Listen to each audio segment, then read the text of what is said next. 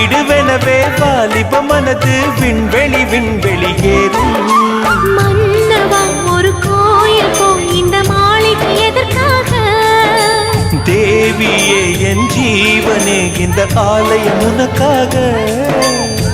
வானில் ஒரு புயல் மழை வந்தால் அழகே என்னை எங்கனம் காப்பாய். கண்ணே உன்னை என் கண்ணில் வைத்து இமைகள் எனும் கதவுகள் அடைப்பேன். சத்தியமாகுமா? நான் சத்தியம் செய்யவா? தொடு தொடுவெனவே வானவில் என்னை தூரத்தில் அழைக்கின்ற நேரம்.